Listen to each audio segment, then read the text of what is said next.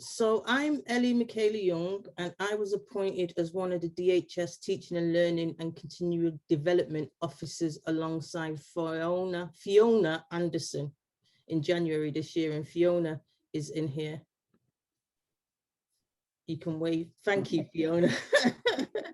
So we're going to be recording the event, as you can see. If you don't want to be seen, you can just turn your camera off. But can we remind you to turn your mics off as well? Because sometimes when the speakers are talking, there's a bit of feedback from people's mics. For those of you who have never heard of the DHS, we are the leading subject association promoting and supporting the study of design histories, both in the UK and internationally. We do this through a journal, the Journal of Design History, an annual conference and a program of events. Membership of the society is open to all and includes copies of the journal and access to all our awards and grants. So Fiona and I oversee a number of events and awards, and as part of our teaching and learning officer role, we have a couple of awards and events coming up in the next few months. Well, the first few in the next few weeks, isn't it? The end of this month. So the first ones are the Student Essay Prize and Design Writing Prize. And Fiona recently recorded an interview with this year's Design Writing Prize Judge Jarrett Fuller. And you can, I'm going to add a link to, or Jenna's going to add a link to our Linktree page so that you can look on the Linktree page and find out all the information that we have. We also have a number of workshops organized at this year's conference, Memory in Full, in September at FHNW Academy of Art and Design in Basel, Switzerland. And alongside the events that we're organizing, we have a number of student events organized by the wonderful Ty. Do you want to wave, Ty? She's our student officer. And like I said, all the information is on the Linktree page that Jenna's going to put in the box. So tonight's event, initially we conceived of it as being a one-off, but after receiving such wonderful applications or submissions, we decided to turn it into a series, and almost everybody agreed to be part of the series, which was fantastic. Last week's theme was meeting the challenges of virtual teaching, and today's theme is student-centered learning. So the format's going to be, I will introduce each speakers who will then present their papers. And once they've all finished their presentations, there's going to be question and answers at the end. So we don't plan to have any breaks. So feel free to step away from your computers if it's too much, because the recording is going to be uploaded onto YouTube in the coming weeks. So for our first speakers, Professor Ella Christiansen and Professor Saskia van Kampen. Ellen is an assistant professor of visual communication design in the School of Design and gallery director of design space at San Francisco State University. She completed an MFA in graphic design at the Rhode Island School of Design, where she was a recipient of the RISD Research Grant and Graduate Division Fellowship and the RISD Fellowship. Her graduate thesis at RISD, Placefulness, Research Design Strategies of Care and Community Placemaking. She received a BA in American Studies from the University of California, Berkeley, where she graduated high honors, Phi Beta Kappa and magna cum laude. Is that how you pronounce it? Because I'm not used to that terminology. Yes. At Berkeley, she formed her own concentration with the American Studies major, Ethnicity and Visual Representation, and was the recipient of the William Stout Award. Her work explores collaborative methods of physical and virtual community building. She is currently a co-principal investigator with Saskia on a research project at SFSU, examining the impacts of COVID-19 and remote learning on design studio lab courses at public universities in the US. And Professor Saskia I've forgotten your name now, sorry, Van Kampen. Pressure, has taught graphic design at OCAD University in Toronto, Canada, as an assistant professor since 2014, is now an assistant professor of visual communication in the School of Design at San Francisco State University. Her research focus is on critical design studio pedagogy, creative practice as protest, and ethical design. Her pedagogy focuses on supporting the next generation of designers to be socially and environmentally aware. Before moving to California, she was the Vice President of Education and a board member of Registered Graphic Designers. Her role in RGD was to create programs that support both students and academic professionals in design. As such, she created a Canadian-wide design-a-thon and set up a yearly academic awards of excellence. Professor Van Kampen is also a contemporary feminist artist using traditional creative practices such as needlework to deconstruct contemporary design methods and messages. So are you ready to go, Saskia and Ellen? Well, take it away. I'll turn off my mic as well. Can you see that? Yes, we can. Okay, great. Excellent. Thank you so much for coming. I know I should say good evening, but here it's good morning, so both. So as you know, we are both assistant professors of visual communication at San Francisco State University, and we are conducting a case study of remote core studio design courses at our university. Before the pandemic, design programs were implemented with hands-on active learning spaces that emphasized prototyping, revising, and building using a variety of tools and technologies. The shift to remote learning in the spring of 2020 semester has limited student access to these on-campus labs, and this has impacted pedagogical practices, student experiences of design processes, and the community learning environment. We have conducted 2 surveys for visual communication design undergraduates at our university in the fall of 2020 semester and are completing a 3rd this semester. By surveying students, we have gained insight into their lived experiences both in and out of the remote classroom. Through this study, we are able to identify pedagogical strategies that may be useful for a variety of educational settings as we move toward more equitable design education futures. Our student body at SF State faces basic needs challenges at a higher rate than many other campuses. The SF Bay Area region's high cost of living results in greater commute times and food and housing insecurity, and home environments are often complicated. In 2019, there were more than 21,000 full-time degree-seeking undergraduates on our campus, and almost 3/4 of these qualified for financial aid. 46% of our students are transfer students, often from community colleges, and 38% of our first-time freshmen are first-generation college students, or the first in their family to attend college. Our study investigates the impact of spatial considerations in the remote classroom. Many students live at home or moved home during the pandemic to save money, and living and work environments for our students are often cramped, which can impact the educational experience in ways the instructor can't fully control. 45% of our student survey respondees had a designated space to Zoom from in spring 2020, while 54% either shared a room or had to join their class sessions from alternating locations. Fewer than half of our students had a designated classroom space within their own environment. In addition, 32% of our students did not have access to a printer and 42% didn't have access to a scanner. Almost half of students we surveyed, 46%, said they didn't have stable Wi-Fi all semester. We tailored many of the questions in the survey toward understanding the impact of these spatial considerations and barriers of access to the student learning experience. 62% of students surveyed indicated their living situation was a distraction to their academic experience. 47% of respondees said they were given assignments that were hard to complete within the space available during the spring 2020 semester. And as a result, 68% of students surveyed said their ability to meet deadlines changed as a result of remote instruction. However, a few did find it easier.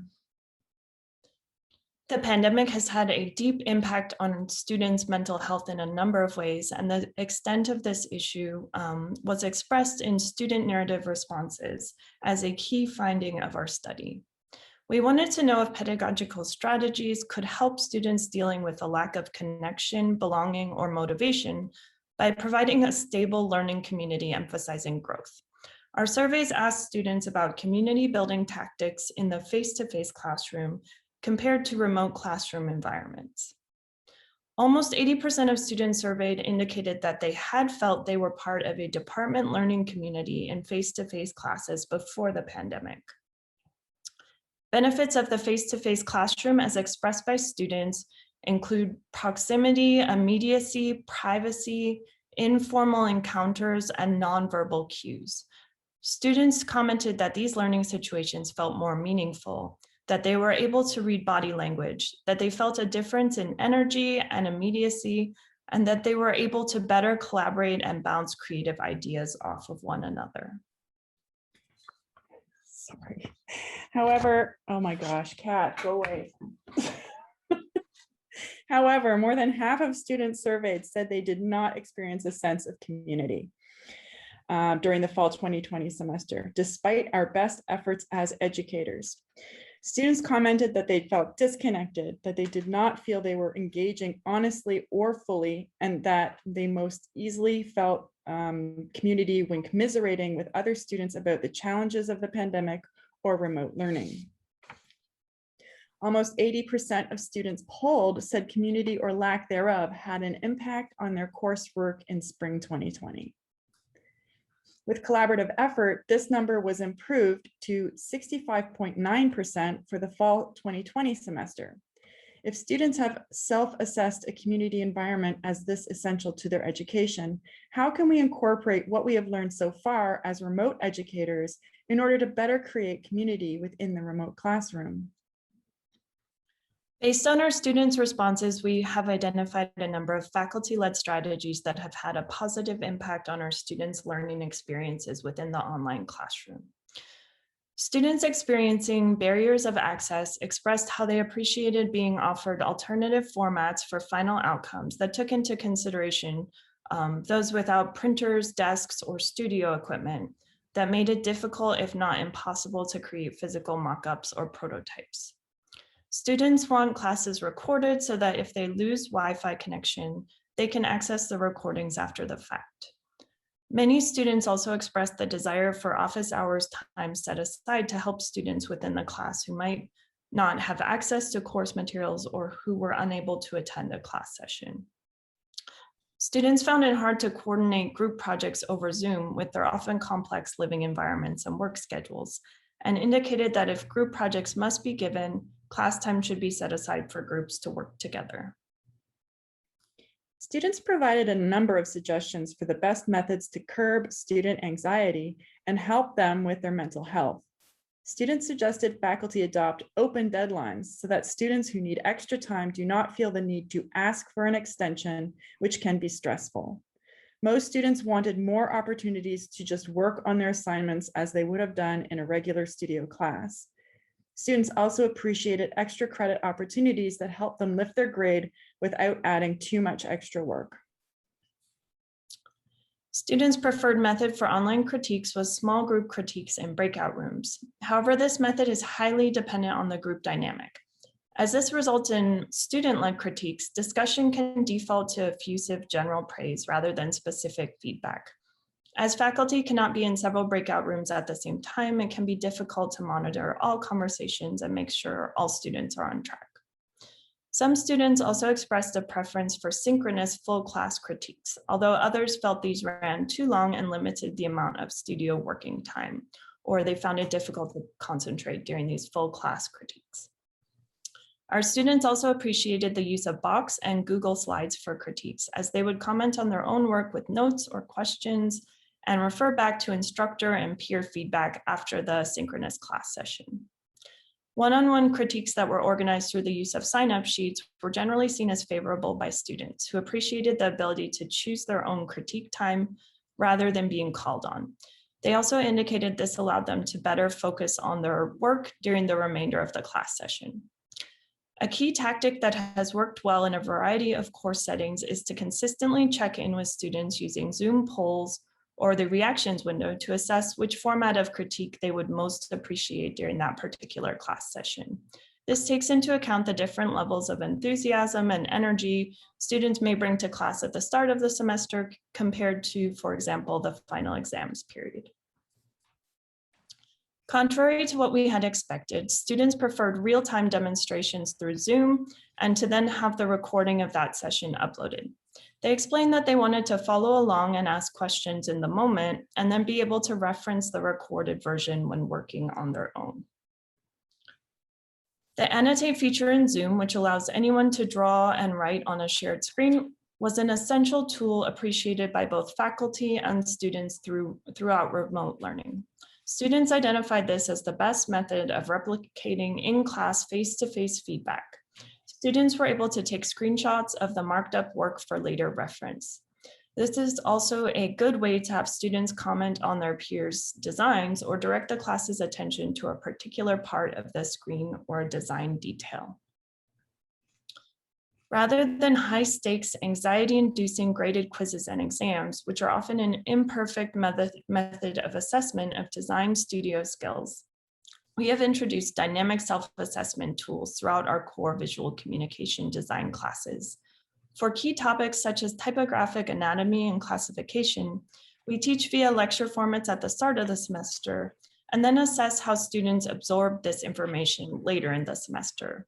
We've introduced a Type Jeopardy interactive lecture format, which invites all students within the online classroom to call out answers to slides as a way to self-assess their own knowledge.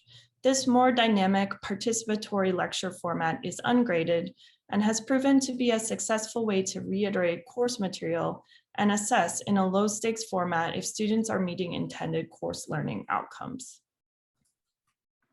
In terms of community building, some students found that having designating working groups made up of the same 4 or 5 students that met regularly throughout the semester was a good way to create relationships with their peers. However, some mentioned how this strategy depended on group dynamics. Some groups did not bond well, were quiet, or less engaged. Those students who had faculty that encouraged casual conversation for 5 to 10 minutes at the start of class saw this as a successful way to feel less alone, especially when hearing how others were struggling through similar problems.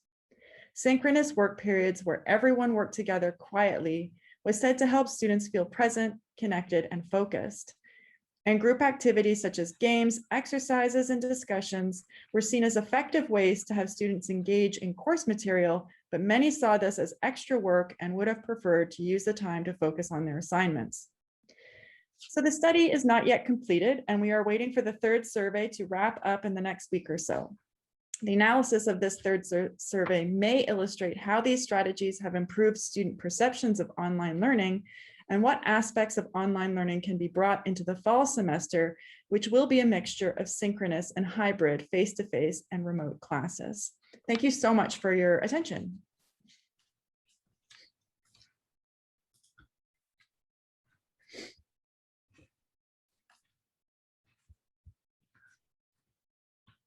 Oh, you're muted, Ellie. I'm having a big conversation with myself and mute. I just like that at the core of that presentation is this idea of equity, which is really so important in universities. So our next speaker is Emily Candela. Emily is a historian of design and science, researching relationships between design, science, and their histories, working across writing, sound, and curating. Her work also focuses on histories of design, how histories of design are studied and communicated. Emily received her PhD in the history of design and history of science from the Royal College of Art and Science Museum, undertaken through an AHRC Collaborative Doctoral Award. She's a senior tutor in the School of Communication at the Royal College of Art, where she leads the communication design pathway of the MRes program. You ready to take it away, Emily? I am. Thank you, Ellie. And hi, everyone.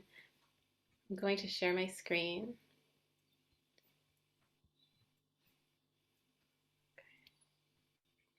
Okay, so I'm going to talk about some insights that came out of the experience of a live student project that took place in the spring of 2020 at the Royal College of Art on the communication design pathway of the MRes program, which is a Master's of Research.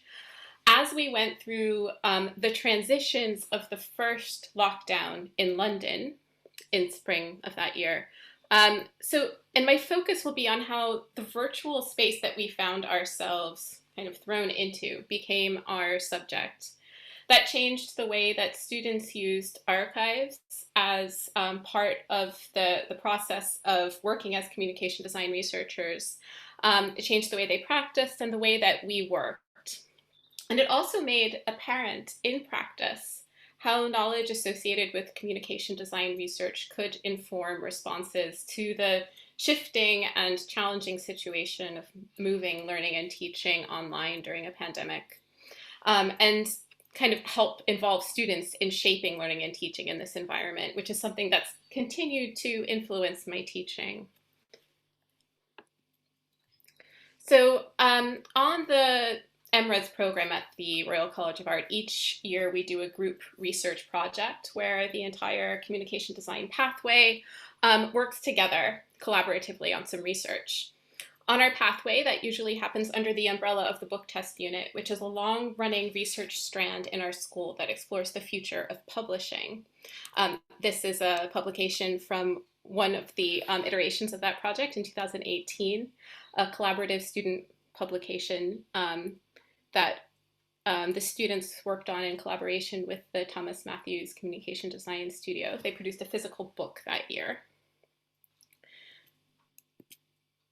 So spring 2020 began with this project entitled Book Test Unit 2020, The Future of Telecommunication.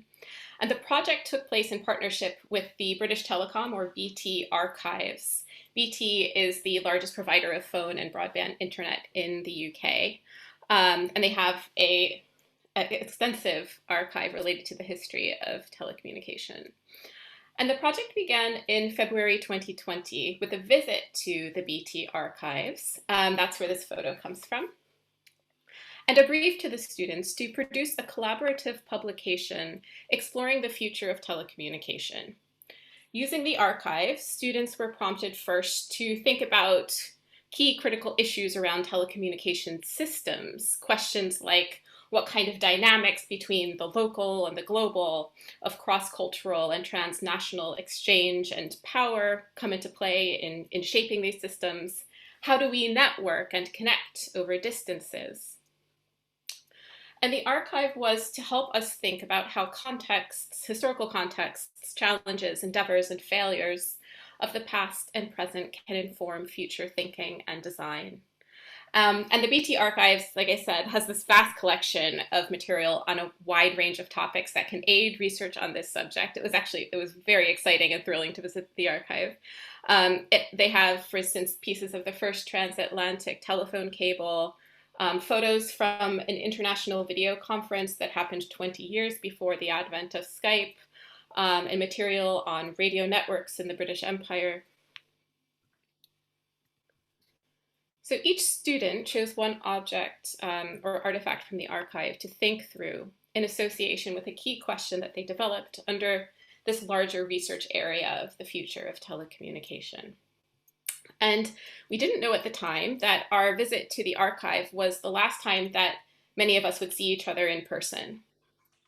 Because that spring we experienced, like so many at other institutions, a sudden shift to online learning and teaching. And I should mention that we here is the Pathway students, myself, and Teal Triggs, with whom I collaborated in planning and teaching this course. And that shift online also prompted a shift in the collaborative research project that the students were undertaking. The group's main research question pivoted from being purely future-focused to focusing on the situation we found ourselves in. It was no longer about distant, far-flung futures of telecommunication, but it became focused specifically on telecommunication in the age of the pandemic, pretty much what we were experiencing within the learning environment. So the virtual space we were in became our subject.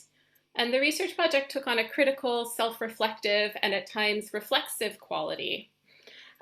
Communication design research students are well positioned to reflect on the challenges of communication, social interaction, and the tools and media through which they happen. And that's what the group did following those transitions of March 2020.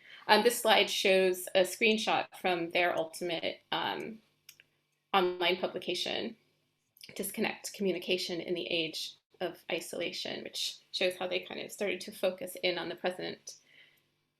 So when the project focus pivoted to telecommunication in the age of the pandemic, the what-if scenario building that often guides speculative design work focused on different futures became focused on the present and the near future, in which the possibilities seemed all of a sudden to be kind of cracked wide open for better or for worse. So students focused on different aspects of the theme, ranging from the future of live streaming to this project, which is a screenshot from a contribution to the publication by the student Ain Kim, where she was exploring the politics around COVID-related surveillance in South Korea through gaming. So I'll talk a little bit about how the use of the archive changed as well. So material from the BT archives helped to structure and ground these kind of new what-ifs and historical thinking around the contemporary situation that the students were living through. And in this way, the role of the archive changed, in many cases, to help think about the present. One of the students on the pathway, Clara Searle, worked with publicity images for the trim phone from the 1960s and 70s that she found in the BT archive, and this is what appears on the slide here. And her thinking about the place of the phone in the domestic environment during lockdown that she was in the midst of experiencing was informed by her reading of the archival material. And this is a bit of her work. Clara used illustration and reflective writing to explore the place of the mobile phone in the home during the pandemic. So the experience of virtual collaboration and communication became the subject matter as well as the site for research through practice as students created an online publication and asked questions about what it meant to publish online at this time and how to represent a mode of collaborative working and authorship that played out over Zoom, WhatsApp, Google Docs, and Padlet. The process had been one of completely online making. And this was mirrored in the form and medium of the publication. This is a screen recording of the website, which I can also put in the chat.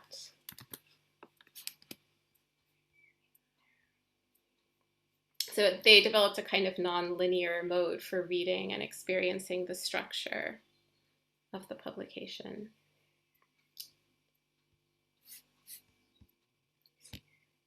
And this sense of kind of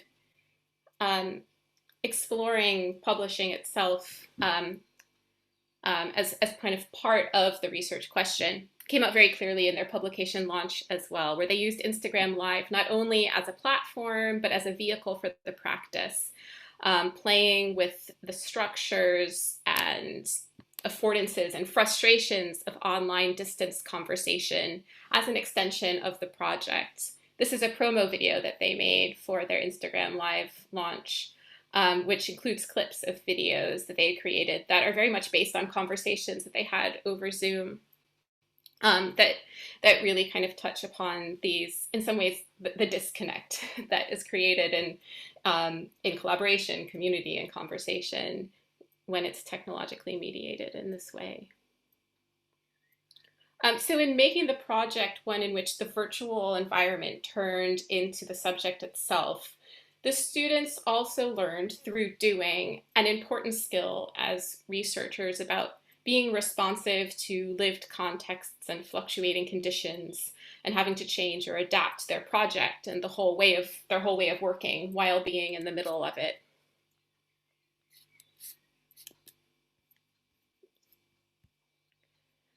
This is another excerpt from the publication by the student June Hubner, which I think still encapsulates the experience of our students now. And we're no longer going through this shift together like we were in March and April of 2020. Since the MRES program is a 12-month program, I've since began now with a new group of students completely online this September. And this is a different dynamic now, a different moment, and it's come with its own challenges. But taking forward the experience of the book test unit project, I've found that it continues to be productive to involve the students in reflection and analysis together and with me of our online methods and online group dynamics, and to experiment with and implement new strategies as a result. So this has resulted in an informal set of experiments with my students this year in different modes of communication and conversation, mostly built around fostering their relationships with each other. So I thought it was very interesting, actually, that Ellen and Saskia, that you focused on these ideas of community, because that's what turned out to be very important to my students as well, what they were missing and what they really wanted to work on with me to kind of help create that sense of community with each other. So I think that the students can be encouraged to use their experiences and reflective skills as communication design researchers to think about how we as a group communicate, learn, and teach in online spaces. And this has changed some elements of how I teach, involving exploring different ways for them to interact with each other online outside of our formal teaching sessions in ways that I facilitate to various degrees. And even though the situation has changed at this stage in the pandemic, the situation, technologically and socially and intellectually, continues to be a point for critical self-reflection on the course. And I continue to seek out ways for students to draw on their knowledge and experience related to their practice as communication design researchers in order to reflect, imagine, design, and think historically about the very present that we find ourselves in. Thank you. I have to remember to turn my microphone back on. Thank you, Emily. I really like the way you pivoted your whole project to fit the environment for the students. So our next speaker is Maren Carpenter-Fearing. Maren is a designer and educator. She's an assistant professor of visual communication design at North Kentucky University. She earned her BS and MDS. She earned, her BS and MDS from the University of Cincinnati, DAAP. Maren co-founded Paper Plane Creative and was creative director at Mojo PSG. Previously, she was a designer at Landor, Gravity, and MSA Design. She has received global recognition for her branding work, including the Rebrand 100 Merit Award. Maren's research includes branding, packaging, design history, iconography, non-profit design, typography, and wayfinding. She's co-authored materials presented at IASDR conference. Her research has included travel to Peru and Tanzania. So take it away, Maren. Thank you. Well, thank you so much for having me, and thank you all for being here. It's a real pleasure to connect within the world of education, design education, and design history. Today, I'm going to share a student research project that I conducted in fall of 2020 with some learnings from spring 2020, obviously. When I started to put together the proposal for this, the working title was Undergraduate Student Research Paper and Poster Design Project, Remote Instruction, addressing deficiencies and underrepresentation of women and minority designers in design education. How is that for an academic title? Totally trying to get a bunch of information in there. It's kind of a summary of my MO these days. trying to get a lot in a little bit amount of time. So to start, let's see, there we go. Just a little bit a background as far as getting into this project that I chose to do with my students. I am a graphic designer and an educator, specifically practicing in branding and packaging design. I never in a million years thought I would end up teaching a design history course. But I have now taught design history at Northern Kentucky University and KU for about 7 years now. And I have slowly tweaked the content and the sequencing, but I'm still using the Philip Megg's History of Graphic Design book.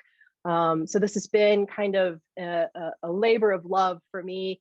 I took a design history course in my undergrad experience, but like I said, it was not necessarily something that I foresaw myself actually jumping into and teaching. So I had a lot of time to get kind of caught up in that space. In my 7 years of teaching this course, I have identified a real need to evaluate delivery methods for historical design content. My course evaluations are decent, but I'm finding that it's very dependent upon my connection with the students, which obviously was stressed by moving to the online environment, and then also my passion for the content. So in doing that, I'm looking for ways to always make the information engaging and very tangible for the students.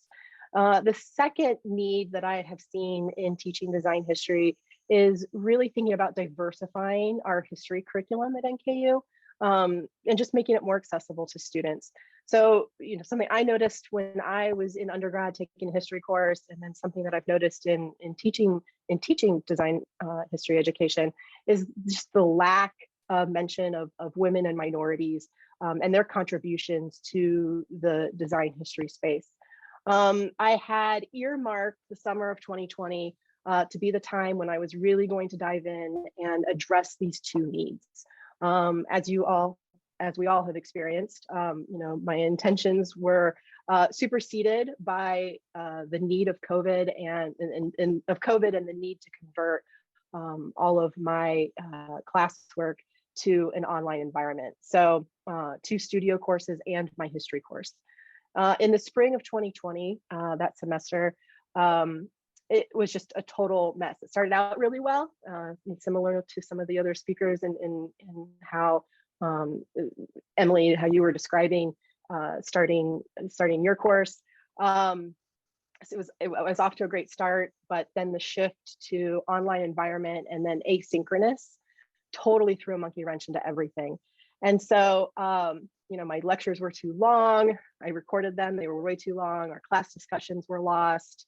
That sense of community was totally lost. I tried to initiate student interaction by using MS Teams, by posting a weekly discussion question that students kind of popped in and out of, but not with a lot of success. So when fall semester came up, I opted for online synchronous, probably more for my sanity, and I thought would actually help deliver the content and the information better. It had some mixed reviews from the students, I think similarly to just the brain space that they had for the course content and how it fit into just the stresses and responsibilities of everyday lives. So definitely trying out some things in the educational space, as we all were, to see what worked. Consumed by the stress of the pandemic and just this extremely important issues of social injustice and Black Lives Matter, and this yearning that I had to represent female contributions more in design history, I was searching for ways to highlight the contributions, and I didn't necessarily have the bandwidth the way that I wanted to do it. And so I elected to take the student research project that I had always traditionally done and focus it on women and minority designers to help increase that awareness and encourage discussion within the context of design history. Previously, for design research projects, I would have the students actually sign up for predetermined topics that I would then utilize to supplement my lectures and content that way. So I did have to tweak that in that scenario. The assignment as it stood was to keep the research paper component, but instead of doing a 7-minute presentation, which is what I had typically done in the past, I decided to add in a poster requirement. So they would write their research paper and then they would design a poster to help visually communicate what they wanted to share with their classmates. Also, traditionally, the course was taught in a lecture hall, so in that face-to-face environment, but not necessarily a studio class environment where we would have computer labs. So I took advantage of the online space and knowing that the students would have their computers, which incidentally, our institution had provided high-powered Mac laptops for any students who needed them. So I knew that the students had that accessibility. They also had hotspots if needed. So our institution did a really great job of making sure that our students had what they needed to connect in this virtual space. As far as the topics were concerned, I said to the students, I asked the students to select a topic that was of interest to them, but that had significantly impacted the underrepresented in visual communication design. So I requested that there would be some historical connection, but was open to contemporary subjects. Really, I just wanted to get the students interested, thinking, and talking. And given the strains and stresses of the pandemic, I was fairly flexible in their subject matter as long as it had that focus. The specifications of the project, they needed to come up with a thesis statement, a 15-word research paper, and then an 18 by 24-inch digital poster. The process, I needed to figure out how to facilitate 33 design students in the course and also create that sense of community. So in doing so, I created 6 small groups, so 5 to 6 students per group. I utilized Zoom breakout rooms, but I also utilized Mural, which it is a digital whiteboard app that I actually had started to use in my freelance work that I thought would provide more of a experience that was similar to the classroom critiquing setting that I knew that my students were already familiar with. This also allowed for students to provide peer feedback in synchronous real time, but then also asynchronously at their own time and leisure. And then I used that as an opportunity for them to develop their paper and to develop their poster. Mural was also used to virtually present the final posters and aid the final discussion, final class discussion at the end of the semester. The timeline, I kicked this off at the beginning of the semester. I provided class time and check-ins and reviews, and I created staggered due dates for the paper, which was due mid-semester, and then the poster, which was due at the end of the semester. The deadlines, I was making sure that the students were fully aware of when and how I wanted them to have their kind of checkpoints throughout the semester, and then the expectations for the project at the beginning. I wanted to give the students ample time to select and research their topics. So these checkpoints and in-class peer reviews were kind of peppered throughout, and they're listed in green on the course syllabus. So I had initially at the very start of the semester so that there were no surprises. You can see how it kind of peppered in and offset with other course items like lectures, quizzes, and exams. I did ask that they create a thesis statement and a general outline, which was due first, and then a draft of the paper was to be completed and then reviewed a few weeks into the semester.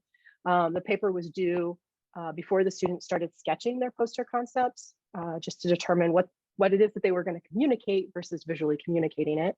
And then I had 2 in-progress critiques for the posters.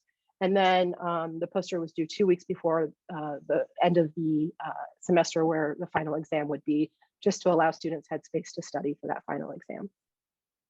Excuse me. I did separate these 2 components of the project. I had the paper, and then I also had the poster. They were equally weighted. I always stress and the importance of unique and critical thinking when evaluating the papers. So that was maintained pedagogically. And then, I really wasn't sure how the poster design was going to go in a non-studio class. So that was a big challenge that I had, shifting from that studio to that lecture space, and in adding this poster component piece to this project.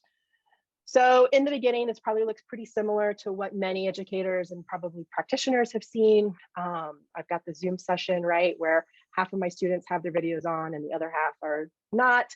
That was pretty typical, although I would say towards the end of the semester, I saw a lot less videos on.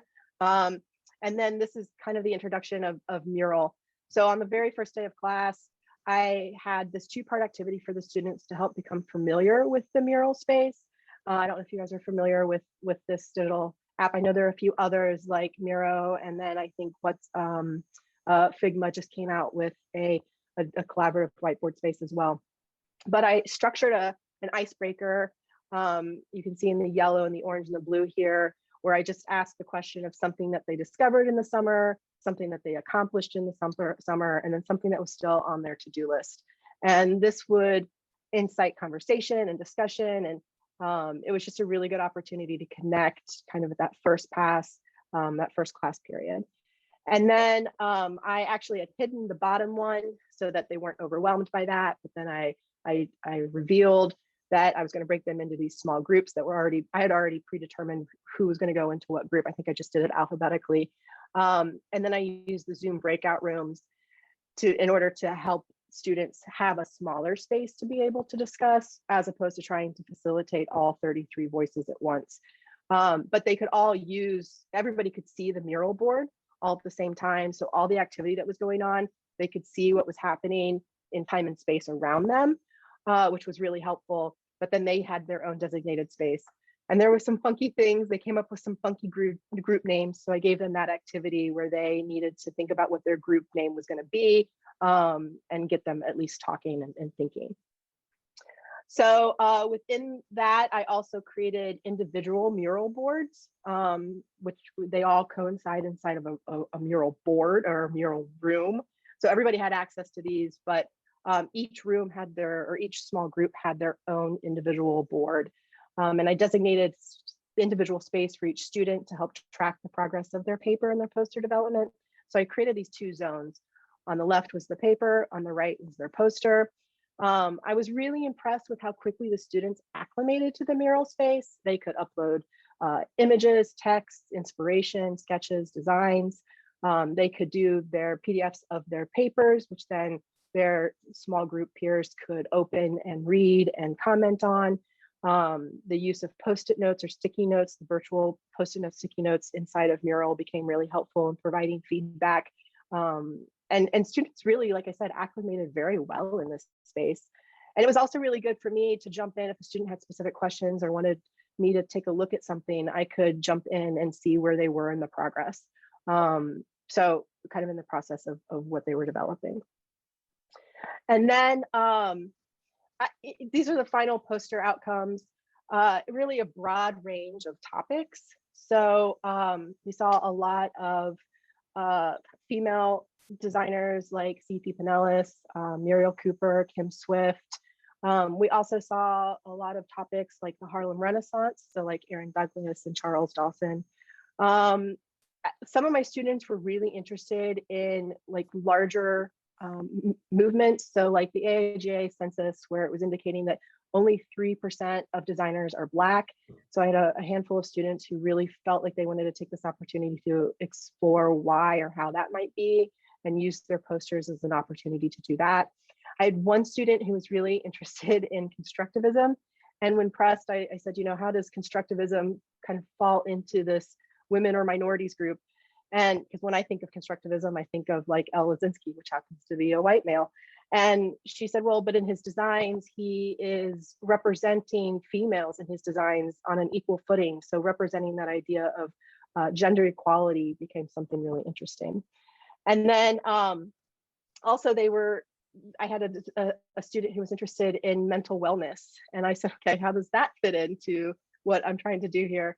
And we had a long conversation about it, but she hearkened it back to the theme of those that are underrepresented in design. So promoting the We Listen campaign by the Samaritans became a really interesting discussion point among the class. We spent a lot of time talking about that.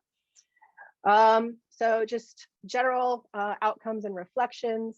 The students were really excited, engaged in the topics. They were really appreciative. Many expressed gratitude for providing the space to have these discussions of deficiencies and underrepresentation. I did see measurable improvement in content and writing of the quality of papers, just compared to years past or prior. I would say that the designs of the posters did feel underbaked to me. It was definitely a challenge to facilitate the design of 33 posters. Many students fell under the radar. Although I extended invitations to review during office hours or outside of class time, no student took me up on that offer. It was tricky to supplement the course material that I had come to rely on through the students' research and presentations. So there was some things I needed to do there. And then also the idea of the definition of minority. I had some students who were really interested in Asian culture, but we had the discussion about like, well, a Korean designer is not a minority in Korea. So this kind of cultural relevance became something that was super imperative to us as a class discussion. I think moving forward, I will keep this research topic, the focus of it. I will use mural. I think mural is great. I'm still trying to figure out how to incorporate that into a face-to-face environment, but I think it's helpful for the students. And then I do think if I continue with the poster component, I would want to think about doing process prints and possibly physically exhibiting the posters, excuse me, at the end.